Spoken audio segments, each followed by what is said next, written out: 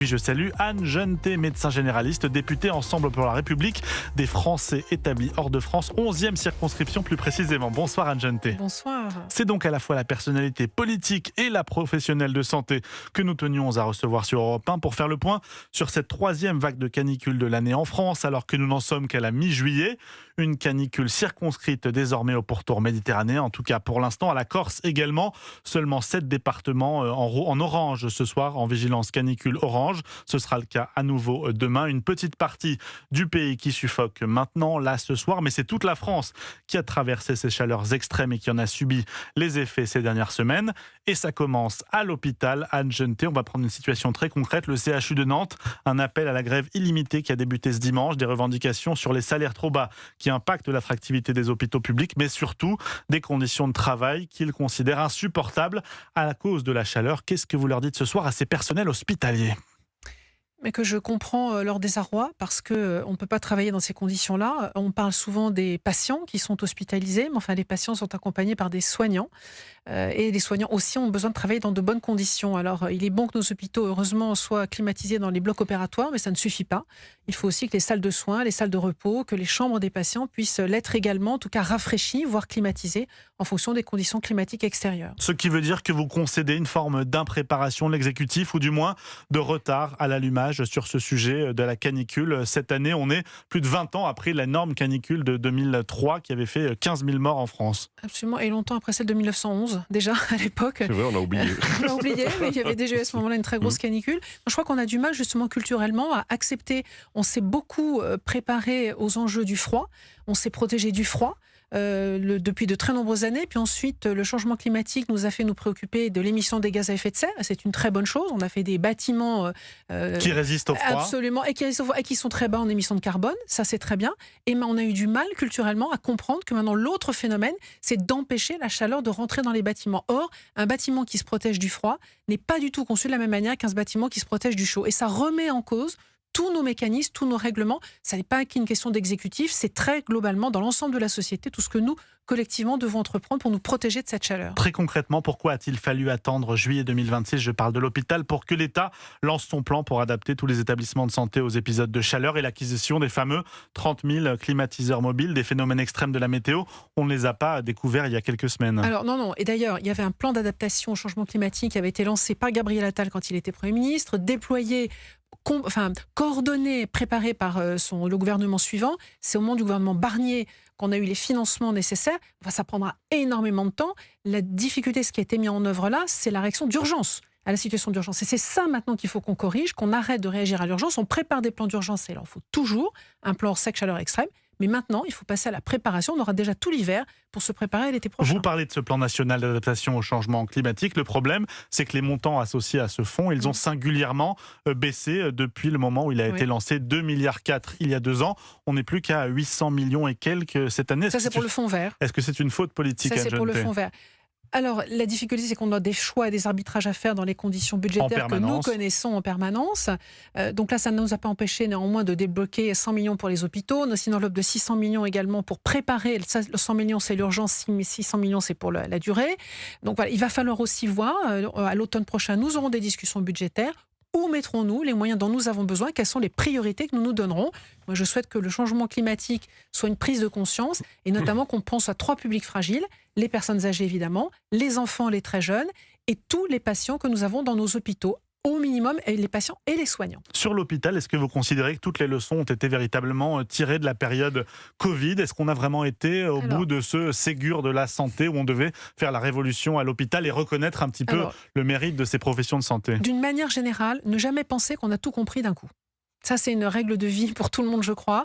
Et se dire que nous avons, mais même pour nous au quotidien, et pour les politiques, bien évidemment, nous avons compris des choses avec le Covid, mais nous apprenons constamment. Il faut savoir en permanence être en alerte et se dire, tiens, là, il y avait tel événement que je n'avais pas anticipé, je ne l'avais pas prévu. Je dois être capable aujourd'hui de m'adapter et de réagir. Et ça, c'est vrai pour tout. Donc, progressons, continuellement, apprenons, et essayons de toujours améliorer le quotidien de nos concitoyens. Donc, le politique n'a jamais à être comptable, finalement? Ah, j'ai pas dit ça. J'ai dit que nous devions tous avoir conscience des enjeux de ces fortes chaleurs, de ces vagues de très forte chaleur. Et notamment, bien évidemment, le gouvernement apparaît notamment comme un coordinateur. Vous savez, les sujets sont transversaux. Ce n'est pas un ministère tout seul. Chaque ministère est concerné. Il faut un pilote dans l'avion. Évidemment, il y a un Premier ministre pour ça. Il y a donc c'est M. Lecornu qui avait annoncé le plan pour les hôpitaux. Et parfois des intérêts qui ne sont pas forcément convergents. Je pense par exemple à la ministre de l'Agriculture, par exemple, et à la ministre de la Transition écologique, qui ont parfois des agendas ou des objectifs ou des populations à servir qui ne sont pas exactement les mêmes avec les mêmes objectifs. C'est bien pour ça qu'on a un Premier ministre qui est là pour coordonner tout le monde et les mettre d'accord et faire des arbitrages. Arthur de Vatrigan, une question pour ça marche très bien depuis quelques années, comme chacun voit. Mais moi j'ai une question, parce qu'il y a là la canicule l'été, on a les virus l'hiver, et à chaque fois, on voit que dès que ça dépasse un peu ce qu'on avait pensé, on voit la clochardisation de nos institutions et de nos organismes, et puis de l'hôpital, de l'école, bref, à chaque fois qu'il y a un problème, tout est catastrophique, ce qui est vrai. Vous avez dit qu'il fallait une prise de conscience du changement climatique, du réchauffement climatique. J'ai l'impression que cette prise de conscience, elle existe depuis longtemps, mais elle a été orientée surtout pour sauver la planète au détriment des hommes. Comment expliquer cette soumission au despotisme moral de l'idéologie verte, qui n'en a d'ailleurs que le nom? Alors, je vous rejoins sur un point. Je pense que l'écologie dogmatique nous a fait beaucoup de mal. Là, je suis très claire là-dessus, j'en suis absolument convaincue. Nous avons compris, moi je suis de la génération du premier choc pétrolier de 73, où j'ai vu la prise de conscience que nous avons eue à ce moment-là, des dépendances que nous avions par rapport aux énergies fossiles et de l'enjeu de se protéger. On a été l'un des premiers pays d'ailleurs à très bien réagir à ça. Puis la prise de conscience du changement climatique nous a fait réagir par rapport aux gaz à effet de serre. Et pour autant, il y a d'autres enjeux qui n'ont pas été pris en compte, notamment directement pour nos concitoyens. On l'a vu sur les enjeux de ruralité.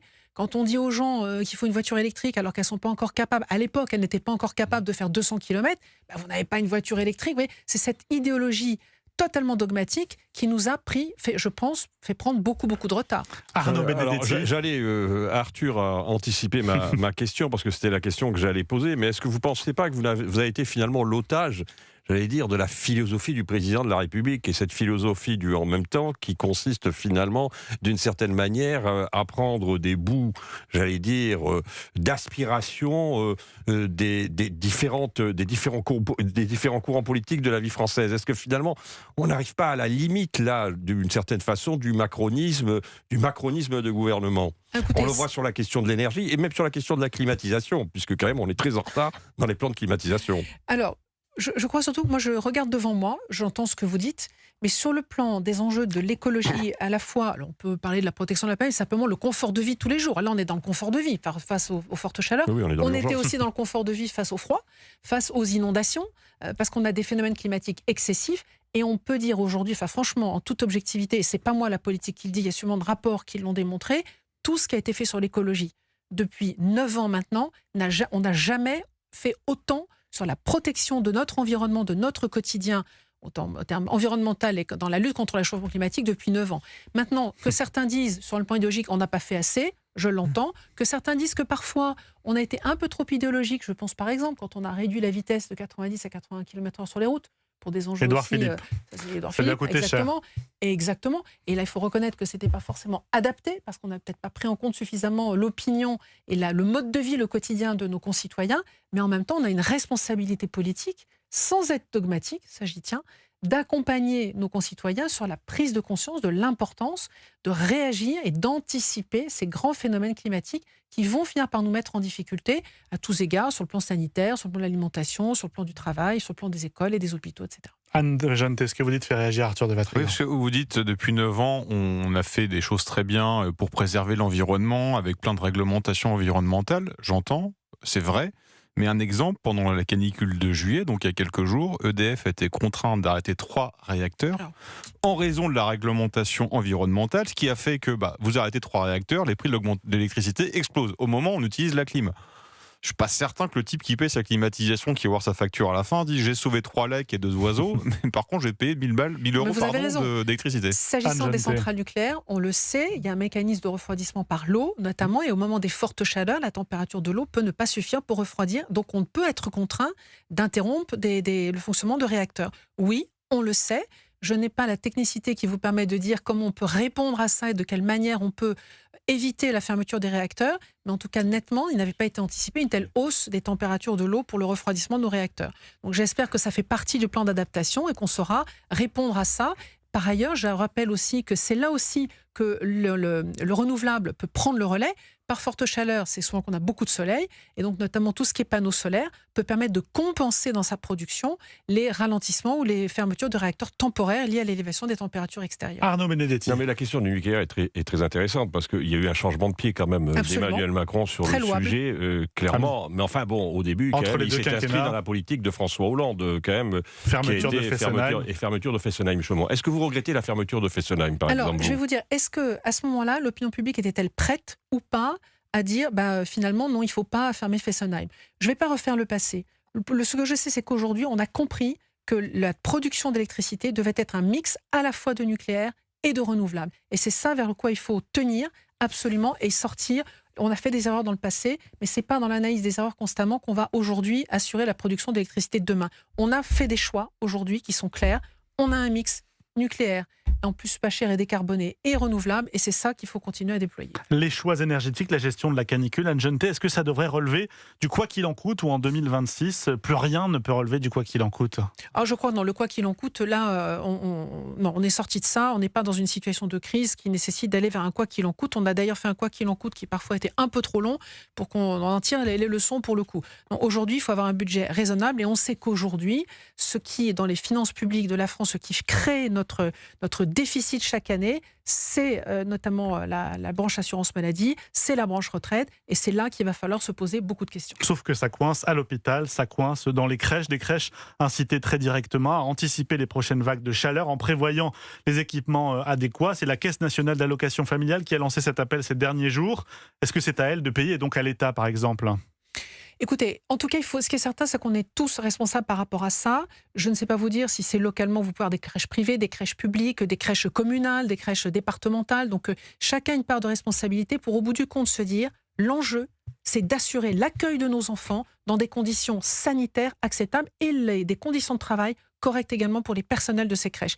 Et mettre des ventilateurs, c'est pas non plus un prix démentiel. Quand on voit un quart des écoles qui renoncent à accueillir les enfants, quand on voit la moitié des crèches qui réduisent leurs horaires ou qui ferment pour cause de canicule, est-ce que ça devrait exister quand on vit dans le 7e pays le plus riche au monde? Ça n'est pas acceptable, car de toute façon, si vous prenez l'exemple ou des crèches ou des écoles, les enfants qui ne sont pas accueillis, ce sont des enfants qui, chez eux, seront justement sans doute dans des bouilloires thermiques. Donc il faut pouvoir les accueillir. Et avant d'aller vers un plan de climatisation, on a quand même des plans de rafraîchissement, des plans de circulation d'air, on a des choses à faire avant de pouvoir déployer. D'abord, il faut avoir les appareils, il faut avoir les installateurs, il faut avoir mais quand on les commande, ils n'arrivent pas. Donc, mais parce que là, on est dans l'urgence. Là, il va falloir aussi se poser et déjà mettre un ensemble de mécanismes qui permettent de brasser l'air et de le rafraîchir. C'est déjà une première étape. Il faut les produire aussi. Il faut les produire. J'espère qu'on pourra faire des ventilateurs aussi en France ou en Europe. Oui, et qu'on ne sera pas dépendant des Chinois. Dans l'urgence, on est toujours dépendant des Chinois. Comme pour le reste, Arthur de Vatrigan. Comme pour les masques et tout, comme à chaque fois. Mais est-ce que l'un des problèmes principaux ne sont-ils pas que la France souffre d'une centralisation excessive? Et c'est pas avec une présidence jupitérienne que ça s'est arrangé. Regardez l'exemple des ventilateurs. On a eu des exemples de parents qui ont apporté des ventilateurs soit dans des crèches, soit dans des écoles. Et qu'est-ce qu'on leur a dit? Non, vous pouvez pas, il faut remplir le formulaire AB, puis ensuite il faut l'envoyer à telle personne, à tel service qui va le recommander, et vous suivez tout le processus, vous aurez le climatiseur à Noël. Le problème, c'est que cette centralisation excessive, elle empêche toute agilité d'action publique. Est-ce qu'on ne souffre pas c'est surtout de la bureaucratisation, en l'occurrence. Bureaucratisation et centralisation. Alors, il faut trouver... crève d'un manque de subsidiarité. Vous avez tout à fait raison, je vous rejoins absolument. D'abord, c'est pas le président de la République qui va décider, qui va dire où il faut des ventilateurs ou de la climatisation. C'est pas son rôle. Lui, il nous donne un cap, on va s'arrêter là. Mais en revanche, vous avez raison sur la centralisation excessive et la bureaucratisation excessive. Il faut vraiment donner de l'agilité. Moi qui travaille sur les enjeux d'école, alors là, je vous rejoins complètement.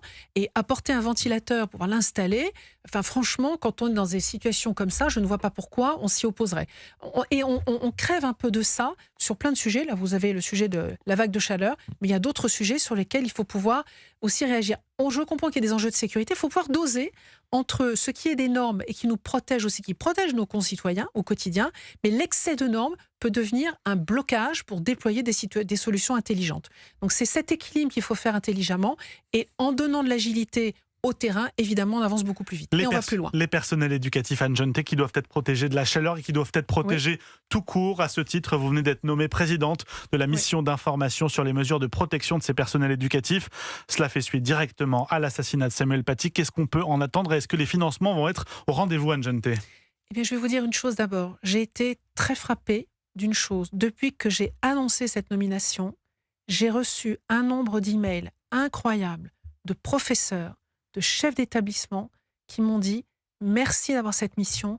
Voilà ce qui m'est arrivé. Je n'ai pas été soutenue par ma hiérarchie. Je voudrais témoigner dans cette mission. » Donc je pense que cette mission va être formidable et je voudrais qu'elle permette au personnel de parler et à l'institution de comprendre qu'elle doit, je l'avais dit quand j'étais ministre, une institution doit d'abord soutenir les personnels qui y travaillent. Mais avec quels objectifs concrets pour ces personnels ? Moi, je veux que mes personnels soient protégés, qu'ils n'aillent pas à l'école en ayant la peur au ventre, que leurs enseignements ne soient pas contestés, qu'ils puissent être respectés dans leur autorité statutaire. Ce n'est pas de l'autoritarisme auquel j'appelle, c'est l'autorité statutaire. Et c'est possible, j'en ai parlé avec des gens qui sont spécialistes notamment de ce qu'on appelle des comportements, on va dire explicites, c'est un peu technique, mais peu importe. On a des solutions, elles existent. Et là aussi, la centralisation excessive empêche parfois les équipes de se parler entre elles et de partager les bons retours et les bonnes expériences.